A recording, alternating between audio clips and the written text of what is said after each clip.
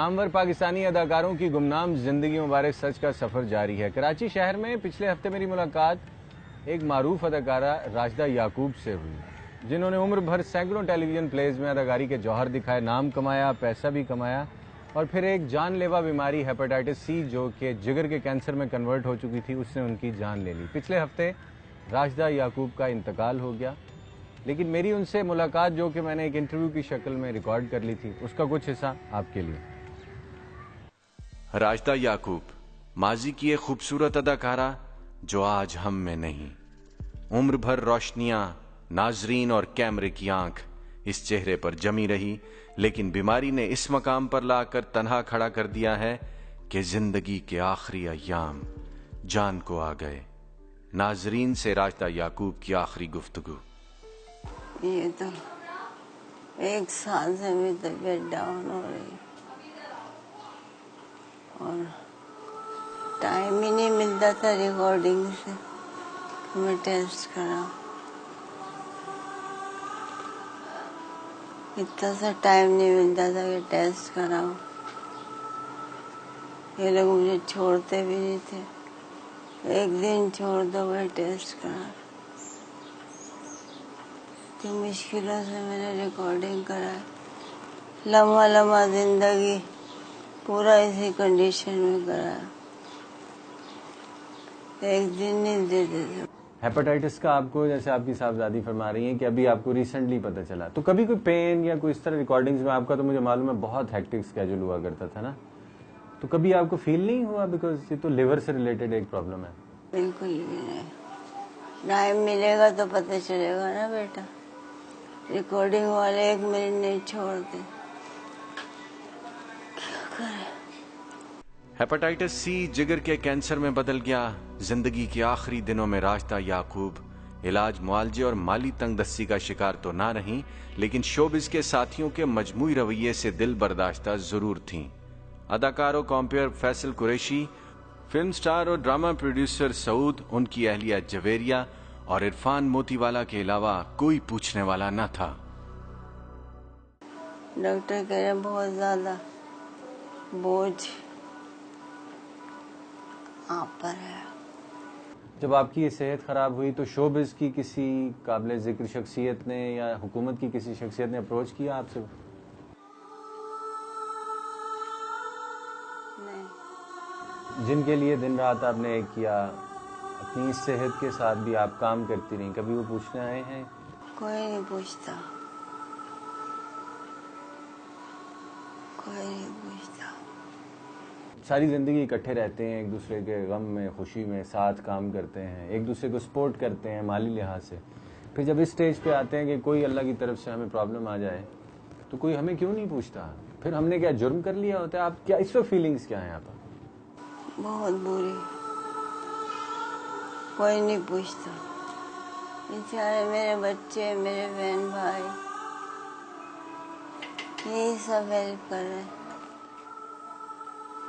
और क्या करूं बेटा। राशिदा याकूब की साहबजादी नवीन मुअज्जम, जो न सिर्फ तालीम याफ्ता हैं बल्कि अपनी वालदा की मुशक्कत भरी जिंदगी को खिराज तहसीन भी पेश करती हैं।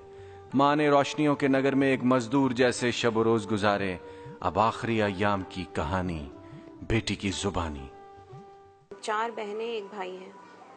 अम्मी का तो बस ये है कि पूरी लाइफ इनकी हम सब के लिए स्ट्रगल में गुजरी है, और आज हम सब जिन जिन पोजीशंस पे हैं, सारे बहन भाई, चाहे वो भाई हो, मैं हूँ और सब हैं, एजुकेशन वाइज और सब कुछ अल्लाह के हुक्म से। मैं कहती हूँ अम्मी ही की स्ट्रगल थी पूरी लाइफ की। फादर का थोड़ा बताइए। मेरे फादर जो है पिछले कुछ अरसे से वो भी ज़रा बीमार हैं, कुछ हार्ट का प्रॉब्लम है। इनके कलीग्स इनको पूछने नहीं आए तो क्या कहती हैं ये आपसे? अभी तो उनकी सेहत ऐसी नहीं है कि वो बहुत डिटेल में बात कर सके मुझसे।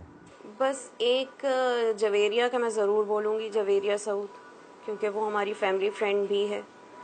राशिदा याकूब और इनके अहले खाना से करने वाली बहुत सी बातें अभी बाकी हैं। मिलते हैं इनके चंद साथी फनकारों से जो जिंदगी के आखिरी दिनों में राशिदा याकूब की दिलजोई करते रहे।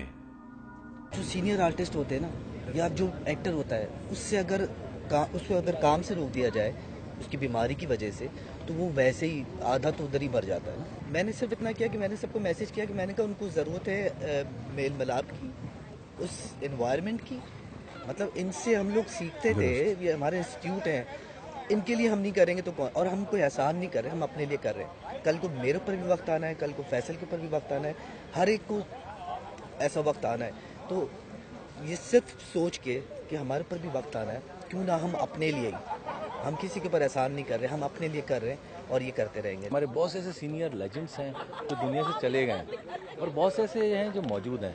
हम ये चाहते हैं कि अब उनकी ज़िंदगी में उनको वो रिस्पेक्ट मिलनी चाहिए और अपने लोगों को वो रिस्पेक्ट मिलनी चाहिए जो नहीं दे पाए। हमसे भी हो सकता है नहीं हो सका वो काम, हमारी कोशिश है कि उनको आने वाले टाइम में दें, क्योंकि उनके जाने के बाद बहुत बड़ा वो होता है और उनके नाम की रोड भी बन जाती है और अवार्ड भी अनाउंस हो जाते हैं, वो फ़ायदा नहीं है। तो कोशिश ये कि उनकी ज़िंदगी में अगर हो जाए ना ये चीज़ें। पाकिस्तान में शोहरत याफ्ता जिंदगी गुजारने वाले इन फनकारों की इंतहा कसम पुरसी के आखिरी अय्याम और मुआशरती रवैये सवालिया निशान है। सरकार ऐसे मामले में क्या करे और गुमनामी की मौत गले लगाते हुए इन फनकारों के जख्मों पर कैसे मरहम रखे? किसी ने पूछा आगे? नहीं, किसी ने भी, हुकूमत की तरफ से किसी ने भी नहीं। अभी डॉक्टर्स क्या कहते हैं कि ट्रीटमेंट इनका किस स्टेज पे है और क्या? बस ये कि बहुत वीक हो गई हैं ऑब्वियसली, और लिवर का प्रॉब्लम है, तो लिवर से आपकी पूरी बॉडी इफेक्टेड होती है और लिवर काफ़ी डैमेज हो गया है, तो उस वजह से जो है जी। राजदा याकूब अपनी वफात से चंद रोज कबल इस कदर लागर हो चुकी थीं कि किसी को पहचान लेना भी इनके लिए मुमकिन न था। ऐसे में अपने पराये सभी साथ छोड़ जाते हैं, लेकिन इनके बच्चे आज भी इनके साथ हैं। दुनिया बहुत मतलबी है,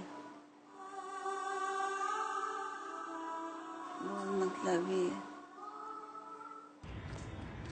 राजदा याकूब और इन जैसे कई पाकिस्तानी फनकारों की गुमनाम अमवात हमारी मुआशरती बेहिस्सी का सबूत है, जिसे एहसास में बदलने के लिए अदाकारों कॉम्पियर फैसल कुरैशी ने film star Saud Arbaz Khan, Afzal Khan Rambo, Humayun Saeed और एजाज असलम के साथ मिलकर फनकार बिरादरी की फलाह व बहबूद के लिए आर्टिस्ट वेलफेयर एसोसिएशन की बुनियाद रखी। पिछले हफ्ते डिफेंस कराची में एक नुमाइशी मैच खेला गया, आर्टिस्टों की फलाह व बहबूद के लिए डोनेशन इकट्ठा किया गया।